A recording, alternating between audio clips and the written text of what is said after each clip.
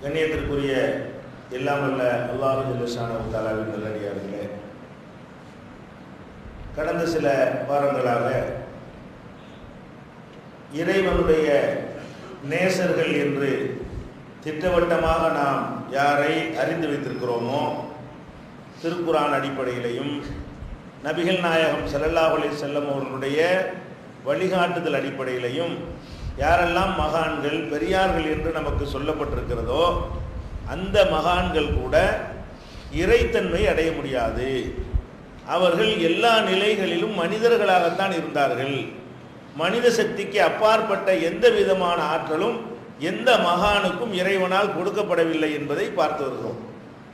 அதனுடைய தொடர்ச்சியாக திருமறை குர்ஆனில் அல்லாஹ் ரப்பல் ஆலமீன் சொல்லி காட்டுகிறான், மாகானலி பஷரின் ஐயோத்தியல்லாஹுல் ஹுக்கும ஒல் கிதாப ஒன் நுபுவத்த. ஒரு மனிதருக்கு அல்லாஹ் ஞானத்தையும் வேதத்தையும் நுபுவத்தி என்ற நபி என்ற தகுதியையும் அல்லாஹ் கொடுத்து, சும்ம யகூல இன்னாசி கூனு இபாதல்லி மின் துனில்லாஹ், நீங்கள்லாம் அல்லாஹ் விட்டுவிட்டு எனக்கு எல்லாரும் அடியார்கள் ஆகிவிடுங்கள் என்று சொல்வதற்கு அவருக்கு அதிகாரம் கிடையாது. ஒரு இறை தூதரை நம்ம அனுப்பி அவருக்கு வேதம் ஞானம் நபி என்ற தகுதியெல்லாம் நம்ம கொடுத்தோம் என்று சொன்னால் அவருக்கு என்ன கிடையாது? பத்திலாம் நான் நபியா வந்துட்டேன், நான் தான் எஜமான், என்கிட்ட தான் எல்லாத்தையும் நீ கேட்கணும், நீங்கள்லாம் அடிமை அப்படின்னு சொல்லக்கூடிய அதிகாரம் அவர்களுக்கு கிடையாது.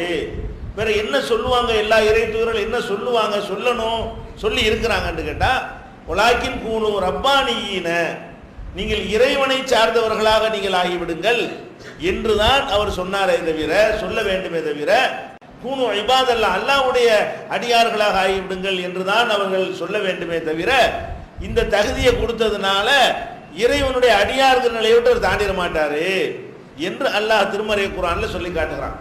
அப்ப இதை விளக்குகிற விதமாகத்தான் நபிமார்களுடைய நபிகள் நாயகம் ஸல்லல்லாஹு அலைஹி வஸல்லம் அவர்களுடைய வாழ்க்கை வரலாற்றிலே பல நிகழ்வுகளை நம்ம பார்க்கிறோம். எல்லா நபிமார்களுடைய வரலாறை எடுத்து பார்த்தாலும் அவங்க மனிதர்கிற ஒரு கையேறு நிலையில் நிற்பாங்க. சில நேரங்களில் ஒன்றும் செய்ய முடியாது அவங்களால. அவங்க நினைச்சது, அவங்க ஆசைப்பட்டது, அவங்க விரும்பினது, தனக்கு விரும்பினது செஞ்சு காட்டணும்ல. நம்ம என்ன நினைக்கிறோம் என்று சொன்னால், சிலரை பெரியவர்கள் மகான்கள் என்று நினைத்த உடனே அல்லாஹ் என்னவெல்லாம் செய்வானோ அதெல்லாம் அவர் செய்வார் நம்ம நினைச்சிடறோம். நம்மில் பல பேர் என்ன செய்யறாங்க? அல்லாஹ் நினைக்கிறதையெல்லாம் அல்லாஹ் நடத்துறதெல்லாம் இவர் நடத்துவாரு, மழையை தருவாரு, செல்வத்தை தருவாரு, குழந்தையை தருவாரு, நிம்மதியை தருவாரு, ஆரோக்கியத்தை தருவாரு, இப்படி எல்லாம் நம்ம பல விஷயங்கள் அல்லாஹ் தான் அவற்றை எல்லாம் செய்வான், அதெல்லாம் செய்வார் நம்ம நம்புறோமே. அப்ப அப்படியெல்லாம் செய்யக்கூடிய ஆற்றல் அவர்களுக்கு இருந்தால் அவர்கள் தங்களுக்கு அது மாதிரியான பிரச்சனை வரும்போது நெஞ்சிருக்கணும், அது மாதிரி செஞ்சு காட்டியிருக்கணும். தங்களுக்கு அது மாதிரி சிக்கல் வரும் பொழுது அத்தனையும் அவர்களுடைய சக்தியை கொண்டு நிலைநாட்டி இருக்க வேண்டும். ஆனால் நம்ம புரட்டி பார்த்தோம் என்று சொன்னால் நபிமார்களுடைய வரலாறுகளை அவங்களே ரொம்ப பலவீனமான நிலையில் நின்று இருப்பதை நம்ம பார்க்கிறோம். இதுக்கு சான்றாக ஒவ்வொரு நபிமார்களுடைய வரலாறை நீங்கள் எடுத்து பாருங்க. இப்போ நபிமார்களே முதல் நபி என்று ஆதம் அலைஹிஸ்ஸலாம் அவர்களே சொல்லலாம். இப்போ அவங்க ஒரு மிஸ்டேக் பண்ணிட்டாங்க, ஒரு தவறு செஞ்சிட்டாங்க. அவங்க இறைவனால் நேரடியாகவே படைக்கப்படுகிறார்கள். என்ன எந்த அளவுக்கு என்றால் அல்லாஹ்வே சொல்றான், லிமா கலத்து பி எதைய, என்னுடைய கையால் நான் அவரை படைத்திருக்கிறேன், நீ எப்படி அவருக்கு பணியை மறுக்கிறாய் என்று இப்லீஸ் அல்லாஹ் கேட்கிறான். இது திருக்குர்ஆனில் சொல்லி காட்டுறான். அப்ப அல்லாஹ்வுடைய திருக்கையால் படைக்கப்பட்டவர் ஆதம் அலைஹிஸ்ஸலாம் அவர்கள். அவங்க ஒரு தவறு செஞ்ச காரணத்துக்காக வேண்டி அல்லாஹ் என்ன செஞ்சான்? தூக்கி எறிஞ்சிட்டான். அவ்வளவு நெருக்கமானால் நீ இருந்துக்க, சின்ன தப்பு தானே, ஒரு மரத்தை தானே செஞ்ச, அதெல்லாம் கிடையாது, என்னுடைய ஆர்டரை மீறினியா வெளியே பேசாம அப்படின்னு சொல்லி அல்லாஹ் என்ன செஞ்சிட்டான்? வெளியேற்றிட்டான்னு நம்ம எல்லாருக்கும் தெரிஞ்ச ஒரு வரலாறு. அதுல என்ன நம்ம விளங்கி கொள்ள வேண்டி இருக்கிறது? அவனுக்கு கட்டுப்பட்டு நடந்தா தான் அவன் ஏற்றுக்கொள்வானே தவிர, நீங்க வேண்டிய ஆள் என்ன வேண்டாலும் செஞ்சுக்கலாம், அவங்களுக்கு சட்டத்திலிருந்து விதிவிலக்கு, அவங்க ரொம்ப இறைவனுக்கு வேண்டப்பட்ட ஆளா இருக்கிறதுனால அவங்க விருப்பப்படி நடந்து கொள்ளலாம், அதெல்லாம் முடியாது. என் விருப்பப்படி தான் நீங்க நடக்கணும். அதுக்கு மீறினீங்க என்று சொன்னா நான் யாருங்கிறது எல்லா இடத்துலையும் காட்டிடுவேன். ஆதம் அலைஹிஸ்ஸலாத்திலிருந்து இதை ஆரம்பிச்சு வைக்கிறான். வெளியே அனுப்பும் போது என்ன சொல்லி விடுறான்? உங்களுக்கு அறிவு இருக்கு, மூளை இருக்குது, ஆராய்ச்சி எல்லாம் இருக்குன்னு சொல்லி இஷ்டத்துக்கு நடக்கக்கூடாது. இம்மா ஏத்தி என்னக்கும் மின்னி ஹுதன், போனவனு என்கிட்ட இந்த ஆர்டர் வந்துக்கிட்டே இருக்கும். எல்லாம் சொல்லி காட்டுறோம். போயிட்டீங்க, உலகத்துக்கு போயிடுவீங்க, போனவனு நீங்களே ஆராய்ச்சி பண்ணி நடக்க முடியும், அந்த அதிகாரம் இருக்கா? இம்மா ஏத்தி என்னக்கும் மின்னி ஹுதன், என்னிடமிருந்து உங்களுக்கு நேர்வழி வரும். ஃபமன் தபிய ஹுதாய ஃபலா கௌஃபுன் அலைஹிம் வலா ஹும் யஹ்சனூன், என்னுடைய நேர்வழியை நீங்கள் பின்பற்றி நடந்தால் கவலை இல்லை, பயம் இல்லை, உங்க இஷ்டப்படி நடக்கக்கூடாது என்று சொல்லி ஒரு தப்புக்கு தண்டிக்கவும் செய்யறான், தூக்கி வீசுறான். வீசிட்டு என்ன செய்யறான், உங்களுக்கு முழு சுதந்திரம் தர முடியாது, நம்ம இஷ்டப்படி தான் நீங்க நடக்கணுமாக்க என்று சொல்லி அனுப்புறத ஆதம் அலைஹிஸ்ஸலாத்திலிருந்து அல்லாஹ் இதை ஆரம்பிக்கலாம். ஆதம் அலைஹிஸ்ஸலாத்திலிருந்து என்ன செய்யறான், இந்த இந்த அவனுடைய ஆதிக்கத்தை நிலைநாட்டி கொண்டே வருகிறான். ஆதம் அலைஹிஸ்ஸலாத்துக்கு பிறகு பெரிதாக சொல்லப்படக்கூடிய ஒரு இறை தூதர் என்று சொன்னால் நூஹ் நபியை சொல்லலாம்.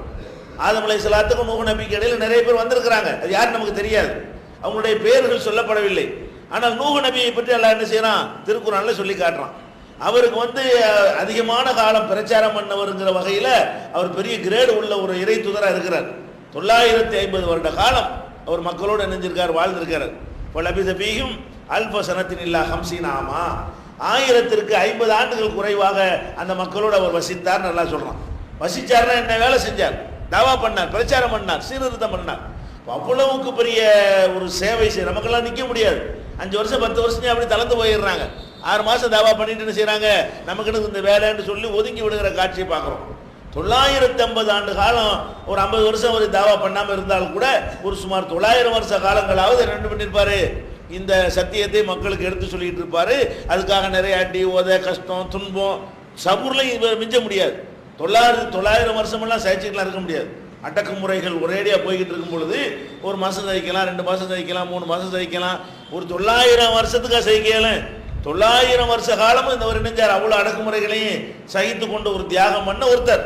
அப்ப அதிகமான காலம் துன்பத்தை சகித்தவர் என்பதற்காக ஒரு ஆழத்துக்கு மேல வைக்கிறதா இருந்தா நூஹ் நபியை தான் கொண்டு வைக்கணும். இவ்வளவு அளவுக்கு வாழ்நாள் யாருக்கு கொடுக்கப்பட்டதுக்கு நம்மள்ட்ட ரெக்கார்டு இல்லை.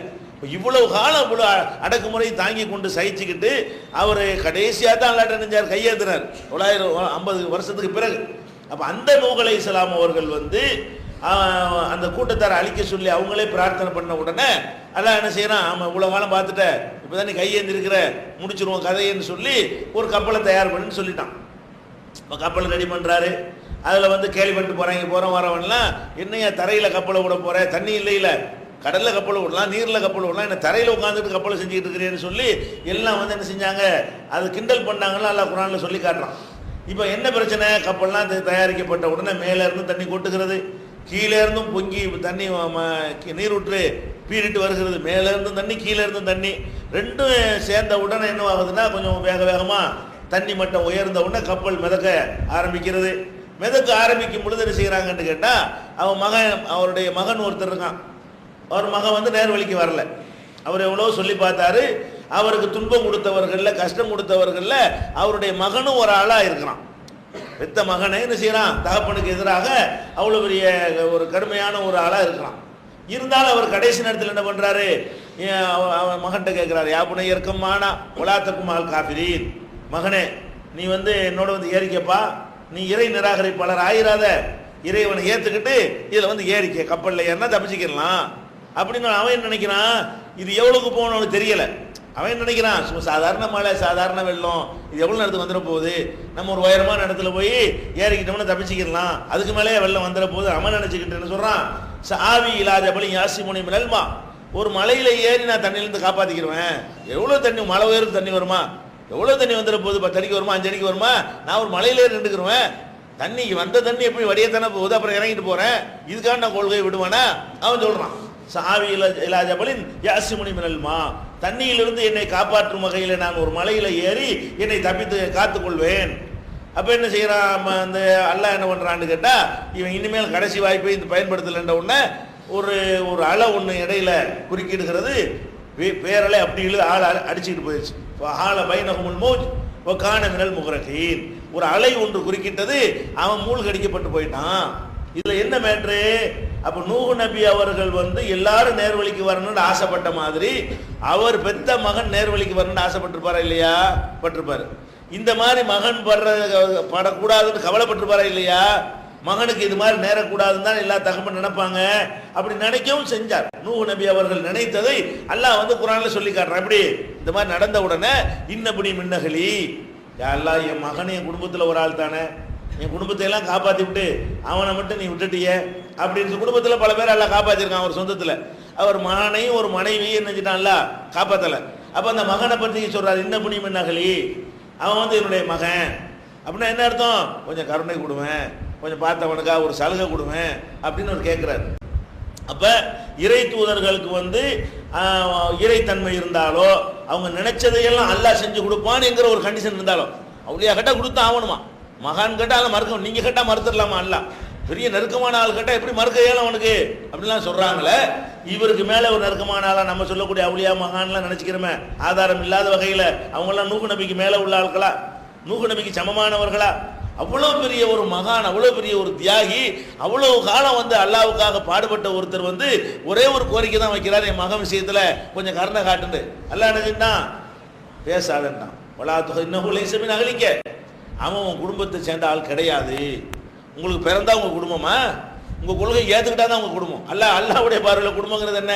நம்ம பார்வையில் நமக்கு பிறந்தா குடும்பம்னு நினைப்போம். அல்லாஹ்வுடைய பார்வையில் நமக்கு பிறந்தவர்களாக இருந்து கொள்கையிலையும் சரியா இருந்தா தான் அவங்க நம்ம குடும்பத்துக்காரங்க. கொள்கையில சரியா இல்லாட்டி நம்ம குடும்பத்தை சேர்ந்தவங்க இல்லை. உலகத்தில் வேண்டா வாரிசு முறைக்கு சொத்துக்கு வேண்டா சரியா வரும், அல்லாஹ்வுடைய கணக்கில் அந்த கணக்கு வராது. அதுக்கு அல்லாஹ் என்ன ஆன்சர் கொடுக்குறான்? என்னுடைய குடும்பம்னு அவர் சொன்ன உடனே, இன்னஹு லைஸ மின் அகலிக்க, உன் குடும்பம் கிடையாது. இன்னஹு அமலுன் கைரு சாலிஹின், நீ இப்படி பேசுறது தப்பு, என்கிட்ட இந்த மாதிரி பேசுறியா? வலா துஹாத்திபுனி ஃபில்லதீன லலமு, இந்த அநியாயக்காரர்கள் விஷயத்தில் என்கிட்ட பேசக்கூடாது. ஒரு அநியாயம் பண்ணியிருக்கிறான், ஏற்றுக்கிற மாட்டேங்கிறான், என்னையே மறுக்கிறான். என்னைய மறுத்தவருக்கு நீங்கள் ரெக்கமெண்ட் பண்ணிடுவீங்களா? என்னையே வணங்க மாட்டேன்னு சொன்னவருக்கு நீங்கள் சிபாரிசு வந்துடுவீங்களா? நல்லா கேட்குறான். வலா துஹாத்திபுனி ஃபில், இதெல்லாம் குரானில் உள்ளதுதான். ஃபில்லதீன லலமு, அநியாயக்காரர்கள் விஷயத்தில் என்கிட்ட பேசாதே. இன்னி அயனுக்கு அன் தக்குன மினல் ஜாஹிலீன், மூடர்களில் ஒரு ஆளாக இருக்கக்கூடாதுன்னு உனக்கு எச்சரிக்கை பண்ணுறாங்க. அல்ல ஜாஹில்ங்கிற வார்த்தையை போடுறான். ஜாஹில்னா மூடர். நான் இறை தூதரா, என்னுடைய தூதரா உன்னை அனுப்பியிருக்கிறேன், நீ மூடர்களில் ஒரு ஆள் பேசுகிற மாதிரி பேசுகிற. மூடர்கள் தான் அப்படி பேசுவார்கள். அப்போ மூடர்களில் ஒருவராக நீ ஆவதை விட்டு, ஜாஹில்களில் ஒரு ஆள் ஆவதை விட்டு உன்னை நான் எச்சரிக்கிறேன். இப்படி எல்லாம் கடுமையான வார்த்தைகளை இறைவன் பயன்படுத்துகிறான். அப்போ இதில் என்ன விளங்குது? அவனுடைய ரைட்டை யாருக்கு விட மாட்டான். நம்ம என்னமோ புள்ள கொடுக்குறாது யார் அவருக்கு, விசா கொடுக்குறாது யார் இவருக்கு. நம்ம என்ன நினைக்கிறோம்? எல்லாத்தையும் பங்கு போட்டு கூட சும்மா அல்ல வெட்டியா உட்காந்துட்டு நினைக்கிறாங்க. பார்த்தா அல்லாவே வேஸ்ட். இப்போ இவங்களுடைய கணக்கு பார்த்தா ஒன்றுக்கு அவுளியா வச்சிருக்கிறாங்க. இந்த பேய் ஓட்டுருக்கு அந்த அவுளியா, அது நோய் ஓட்டுருக்கு இந்த அவுளியா, பணத்தை தர்றதுக்கு இந்த அவுளியான்னு சொல்லி அப்படி இப்படி பிரித்து கொடுத்துட்டு, அல்லாங்கிறவனே நமக்கு தேவையில்லை, அல்லா எதுக்கு எல்லாத்தையும் பிரித்து கொடுத்துட்டானே என்கிற அளவுக்கு நம்ம நினைக்கிறோமே. இந்த ஒரு இறை தூதருக்கு அவர் குடும்பத்தில் பெத்த பிள்ளைக்கு கொடுத்தானா, மற்றவங்களுக்கெல்லாம் செஞ்சு கொடுக்குற அதிகாரம் கிடக்கட்டும். அவர் பெத்த பிள்ளைக்கு அவர் எவ்வளோ சந்தோஷமா இருக்கு. அந்த பிள்ளை நேர்வழிக்கு இருந்தால் ஒரு லேசா அல்லாவுக்கு பெரிய விஷயமா? ஒரு மனசுல கொண்டே இந்த செய்தியை கொண்டே போடுறது அல்ல கஷ்டமா? சரிதான், அவன் லாயிலா இல்லைன்னு சொல்லிட்டு ஒரு செகண்ட்ல முடிஞ்சு போயிரு. ஒரு செகண்ட் மாற்றி விட்டு இவர் ஒரு மகிழ்ச்சியடை செஞ்சிருக்கலாம்ல.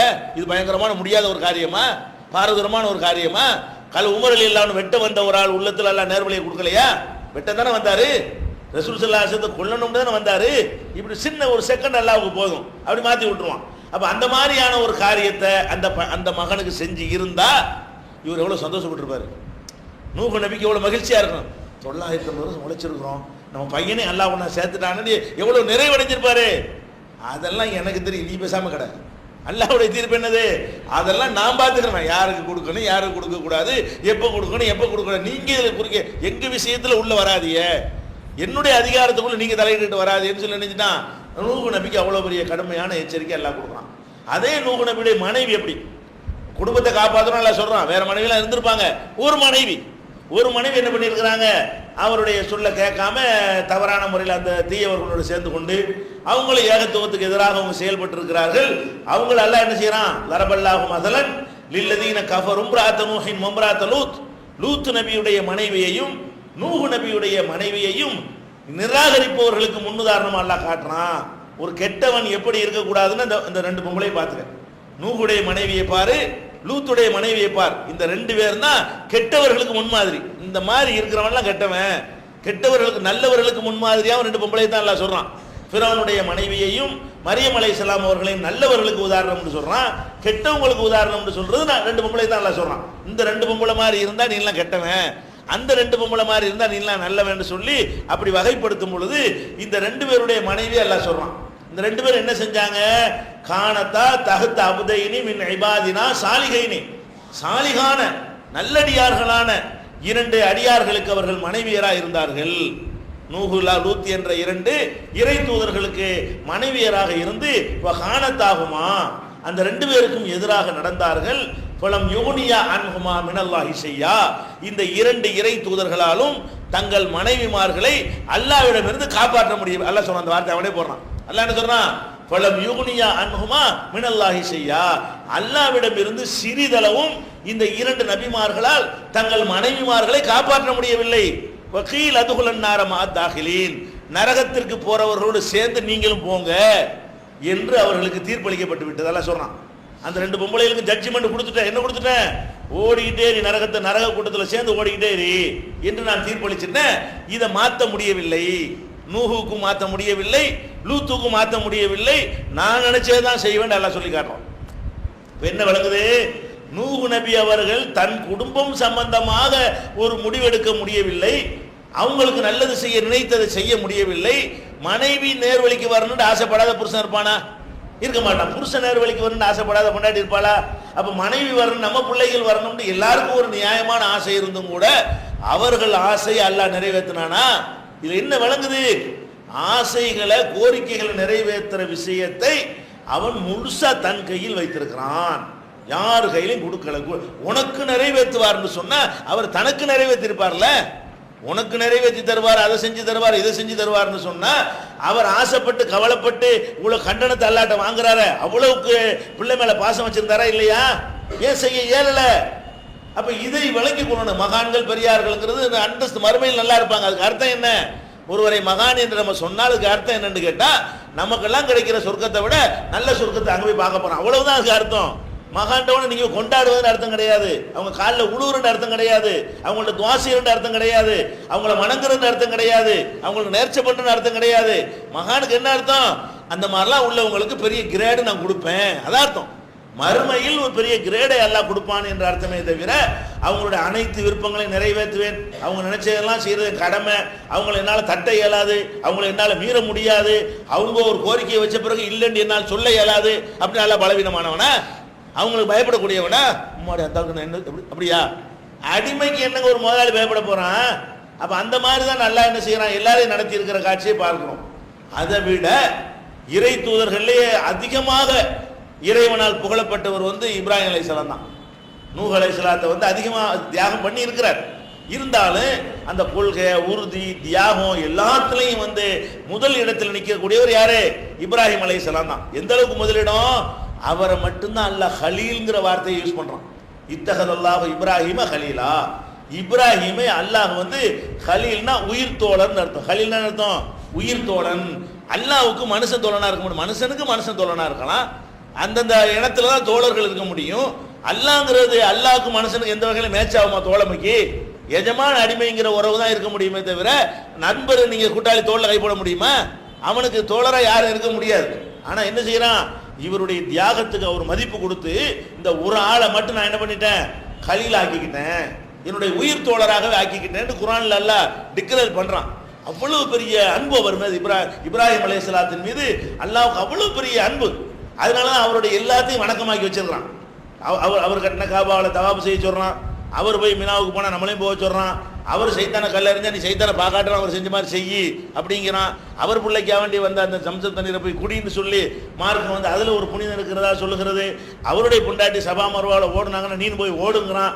ஹஜ்ஜில் உள்ள எல்லா காரியங்களையும் பார்த்தீங்கன்னு சொன்னா எல்லாம் அவர் வாழ்க்கையில் நடந்த விஷயம், அவரோடு தொடர்புடைய விஷயங்கள் தான். எந்த அளவுக்குன்னா ரசூல் ஸல்லல்லாஹு அலைஹி வஸல்லம் அதில் ஆசைப்படுற அளவுக்கு அவருக்கு அல்லாஹ் அருள் செஞ்சான். என்ன ஆசைப்படுறாங்க?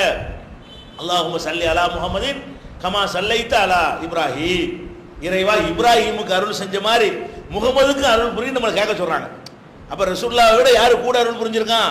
இப்ராஹிம் நபிக்கு அருள் புரிஞ்ச காரணத்தினால தான் நம்ம அத்தஹியாத்துல ரசூலுல்லாஹ்வுக்கு துஆ செய்றோமே, அல்லாஹும்ம ஸல்லி அலா முஹம்மதின் வ அலா ஆலி முஹம்மதின் கமா ஸல்லைத அலா இப்ராஹிம் வ அலா ஆலி இப்ராஹிம், இறைவா முகமதுக்கும் முகமதுடைய குடும்பத்தாருக்கும் அருள் புரிவாயாக. எந்த மாதிரி அருள் புரிவாயாக? கமா ஸல்லைத அலா இப்ராஹிம், இப்ராஹிமுக்கு எப்படி நீ அருள் புரிந்தாயோ, யாருக்கும் புரியாத அருளை புரிந்தாயோ, அலா ஆலி இப்ராஹிம, இப்ராஹிமுடைய குடும்பத்தாருக்கு எப்படி நீ அருள் புரிந்தாயோ அந்த மாதிரி எங்க நபிக்கு நீ அருள் புரிவாயாகன்னு நம்மளை கேட்க சொல்றாங்கன்னு சொன்னா இவர் எங்க இருக்காரு? இப்ராஹிம் நபி எவ்வளவு பெரிய இடத்துல இருக்கிறாரு. அவர் என்ன பண்ணிவிட்டாருன்னு கேட்டா, அவருக்கு தகப்பனாரு அவருக்கு தான் ஃபைட்டே நடக்கிறது. அவருடைய பிரச்சார கடமை எப்படி இருக்கிறது? அவர் ஒரு ஆளா இருக்கல, தகப்பனார் எதிரிகளில் ஒரு ஆளா இருக்கல, அவர் தான் எதிரிகளுக்கு தலைவராகவே இருந்தார். யுத்தமே அப்படித்தான். அணிய இப்ராஹிம் அலைஹிஸ்ஸலாத்துக்கு வாப்பாக்கு சண்டை, எப்படி சண்டை? பிரச்சாரமும் வாப்பாட்டா தான் செஞ்சுட்டு இருக்கிறார். பிரச்சாரமே என்ன இருக்கிறாரு? தகப்பனுக்கும் மகனுக்கும் மத்தியில தான் பிரச்சாரம். அப்ப அந்த சமுதாயத்தில் கெட்ட கொள்கைக்கு ஒரு தலைவராக யார் இருக்கிறா? இப்ராஹிம் நபியுடைய தகப்பனார் இருக்கிறார். இருந்தாலும் இப்ராஹிம் நபி பல முறை சொல்லி பார்த்துட்டு எவ்வளவு சொன்னாலும் கேட்க மாட்டேங்கிற, எத்தனை தடவை தான் சொல்றதுன்னு சொல்லிட்டு ஒரு என்ன செய்யறாரு? ஒரு வாக்குறுதி கொடுத்துட்டாரு. என்ன வாக்குறுதி? அஸ்தக்ஃபிருல்லாஹ் லக ரப்பி, உனக்காக வேண்டி நான் அல்லாட்ட பாவம் பண்ணி கேட்கறேன், என்ன பண்றது?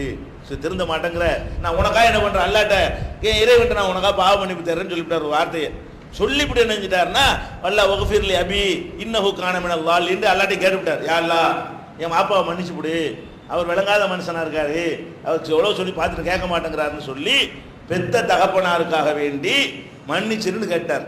கேட்கலாம். எப்ப கேட்கலாம்? கொள்கை ஏத்துக்கிட்டா கேட்கலாம். இறைவன் ஒருத்தன் இருக்கிறான் ஏத்துக்கொண்டு வேற வேற வேற தவறுகள் செஞ்சு இருந்தால் மன்னிப்பு கேட்கலாம்.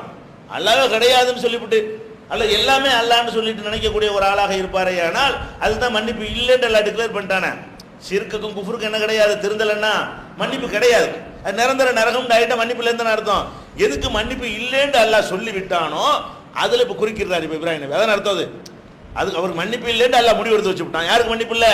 யார் அல்லாவே இல்லை என்று சொல்லுகிறார்களோ அவர்கள் அந்த நிலையில் மௌத்தாகி விட்டால் அவர்களை அல்லாஹ் மன்னிக்க மாட்டான். யார் அல்லாஹ்வுக்கு இணை கற்பிக்கிறார்களோ அந்த நிலையில் மௌத்தாகி விட்டால் அவர்களை மன்னிக்க மாட்டான். இந்த ரெண்டையும் செய்தவர்கள் வாழும் போது திருந்தி கொண்டால் மன்னிப்பான். உலகத்தில் வாழும்போது நான் தௌபா செஞ்சு மன்னிச்சிருவான். அப்ப இவர் அந்த அதில் நீடித்துக் கொண்டிருக்கிற அந்த நேரத்தில் பாவ மன்னிப்பு கேட்கலாமா? கேட்டாரு. அல்லாஹ் என்ன பண்ணிட்டான்? உழைச்சிருவான். யாருக்கு பாவ மன்னிக்கிறார்?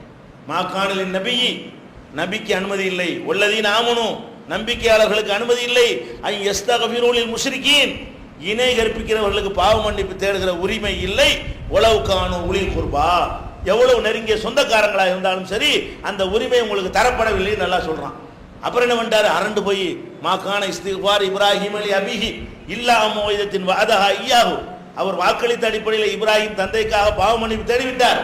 வலம்மா தபய்யன அன்னஹு அதுல் இல்லாஹி தபர்ரா மின்ஹு, அவர் அல்லாஹ்வுடைய எதிரி என்று தெரிந்த பிறகு அதை வாபஸ் வாங்கிட்டார். அல்லாஹ் தெரியாம கேட்டுவிட்டேன் என்று வாபஸ் வாங்கி கொண்டார் நல்லா சொல்லி காட்டுறான். அப்ப இதுல என்ன விளங்குது? ஒரு பெத்த தவப்புல ஹலீல், ஒரு உற்ற தோழர் நம்ம எதை வேணாலும் செய்வோம்லங்க. ஒரு உற்ற தோழர்னு ஒரு ஆளை நம்ம ஆக்கிட்டோம்னு சொன்னா நம்ம எதை வேண்டாலும் வளைவோம், எதை வேண்டாலும் விட்டு கொடுப்போம். வழங்குதா? நம்ம போட்ட சட்டை அவனுக்கு போட்டு கொடுப்போம், அவன் போட்ட சட்டை நமதிக்கு போட்டுக்கிறோம். அப்படியெல்லாம் ஒரு தோழர் என்பதுக்கு அதான் அர்த்தம். அல்லாட்ட அந்த அர்த்தம்லாம் கிடையாது. உற்ற தோழருக்கு அர்த்தம் என்ன? அதாவது மற்றவங்களோட கொஞ்சம் நல்லா உன்னை வச்சிருப்பேன்னு அர்த்தமே தவிர நீங்க நினைச்சதெல்லாம் செய்வேன்னு அர்த்தம் கிடையாது. எஜமானை விட்டுட்டு உற்ற தோழர் கிடையாது. நாங்க எஜமானி இல்லை, நீங்க அடிமை இல்லை, அப்படியான உற்ற தோழரா? அரசுக்கு பக்கத்தில் உட்கார வச்சுக்கிற உற்ற தோழரா? அதெல்லாம் கிடையாது. நான் தான் அதுல எல்லாம் அதுல குறிக்கிறாத வகையில ஒன்று என்ன செய்வேன்? தோழமை பாராட்டுவேன் என்று அல்லாஹ் ரப்பல் ஆலமீன் சொல்லி காட்டுறான். அப்ப இதுல நம்ம என்ன வழங்குறோம்?